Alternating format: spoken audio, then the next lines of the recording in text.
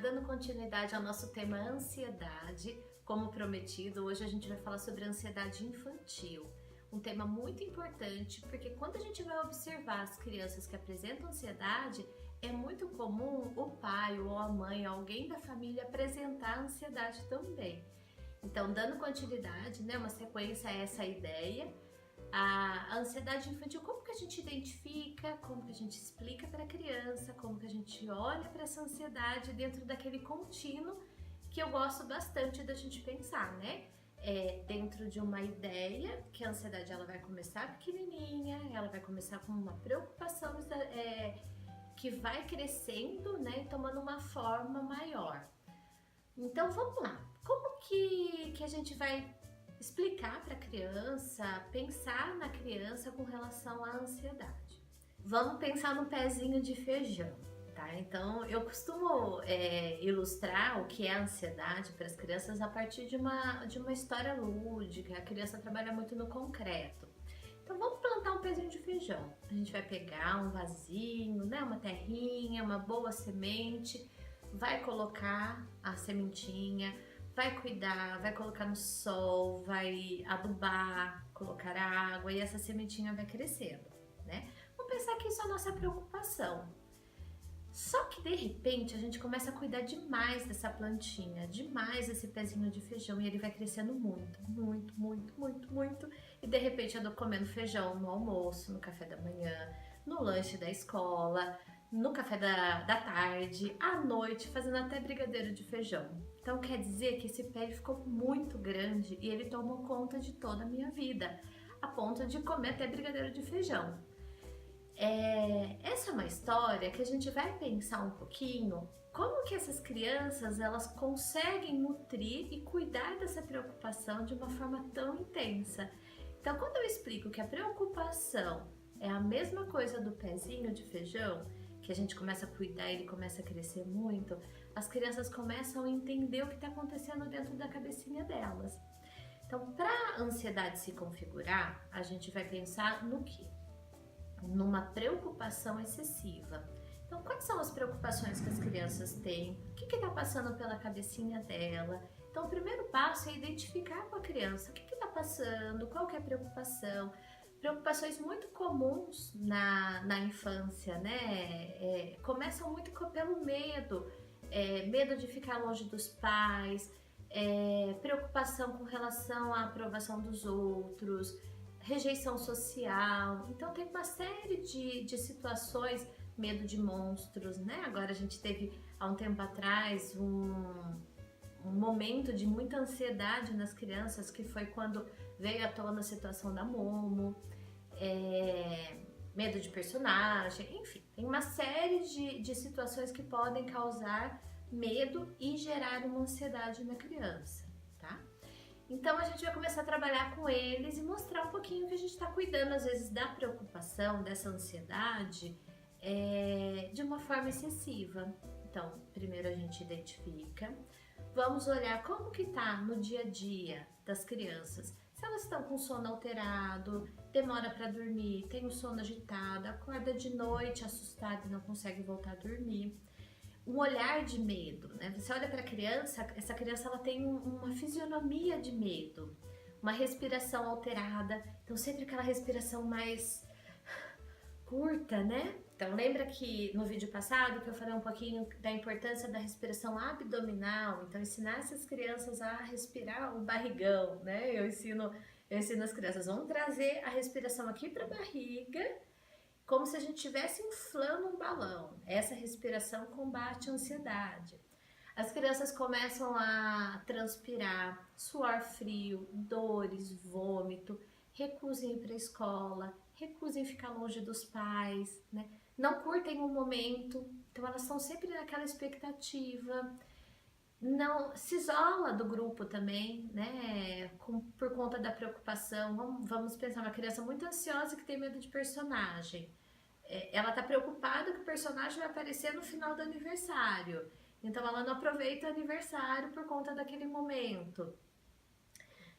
Preocupações com relação à saúde dos pais, com relação às contas da casa. Então a criança começa a observar coisas que não é da idade dela. Não é o momento dela se preocupar, né? Que criança que se preocupa se as contas da casa tá ok? Então, é um indício também importante para a gente observar. Mais ciumentas, mais vulneráveis, então se recusa a dormir na casa dos avós, a ficar longe dos pais, comportamentos fora do comum, crianças começam a fazer xixi na cama, gaguejar, também são alguns indícios para a gente observar isso, tá? Então, essas são algumas dicas para nós pais, cuidadores, observar nas crianças. Agora, como lidar com a criança quando ela tá lá no comecinho da nossa régua, né? E ela começa a apresentar sintomas de medo, preocupações excessivas. Então é muito importante, essa historinha do feijão, a gente pode lançar a mão. Todos os pais podem contar para as crianças. Ensinar que a ansiedade, como que é esse sentimento? Às vezes a gente sente um nó no peito, uma dor na barriga, uma preocupação que a gente sente no corpo. Como que a gente pode identificar isso? Filho, você está preocupado? O que de pior pode acontecer? Lembra da nossa pergunta-chave, né? Então, perguntar para a criança, qual que é a sua preocupação? O que você acha que pode acontecer? Acolha esse medo, essa preocupação. A nossa tendência qual é? Ah, não se preocupa, isso é bobeira, não tem nada a ver. Não, gente, acolha. Filho, o que você imagina? O que você acha que pode acontecer nessa situação? Qual que é a sua preocupação, tá? Tente ajudar a criança a nomear a preocupação e a entender para onde o pensamento dela está indo. E aí faça a analogia do pezinho de feijão, né? Você está cuidando dessa preocupação? O que de pior pode acontecer? E a gente vai desafiando esses pensamentos, certo? Sempre num movimento muito lúdico, sempre no movimento da brincadeira, da história, de uma forma leve para que a criança possa se sentir pertencente dentro desse contexto. A ansiedade de separação, ela também, né, acho que vai no recorte aqui nesse nosso papo, ela é muito comum nas crianças e é muito interessante porque a gente fala assim, poxa, mas eu não entendo, agora ele foi desde bebê para a escola e de repente com 4, 5 anos ele começa a sentir medo, a chorar para ficar na escola, a ter dificuldades.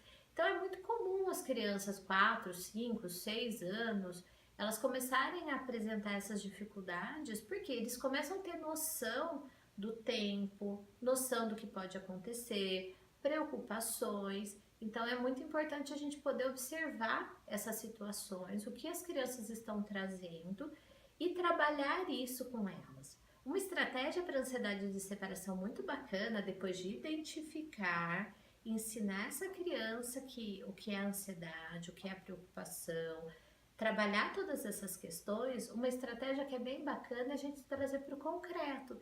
Então, por exemplo, um bonequinho da mãe e do filho, e a criança leva a mamãe, né, num chaveirinho e alguma coisa, e o filho fica com a mamãe, e quando eles se reencontram no final do dia, eles trocam novamente. É uma estratégia bacana que pode ajudar bastante, porque nos momentos de saudade, a criança pode pegar o chaveirinho da mamãe e lembrar que no final do dia a mamãe volta, tá? São recursos que a gente pode utilizar. Lembrando, né, o nosso objetivo desse vídeo, ele é informativo, ele é educativo e não com uma característica de diagnóstico.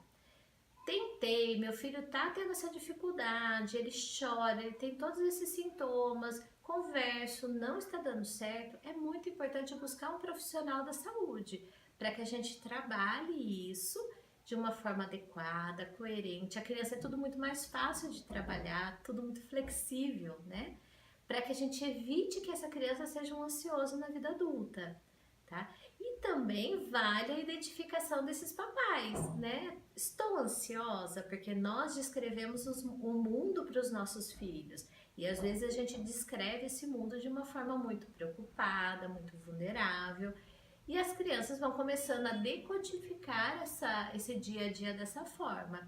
Então fica a dica para que vocês observem em si, enquanto pais, e nas crianças e busque orientação se necessário. Lembra sempre do contínuo, coloca suas crianças dentro desse movimento. Tá interferindo na vida, no dia a dia? Não deixa. Vamos cuidar para que isso não evolua na vida adulta. Tá joia? Muito obrigada por me acompanhar. Se fizer sentido para você esse vídeo, compartilha, deixa suas sugestões para que a gente possa sempre acrescentar aqui no canal. Grande abraço!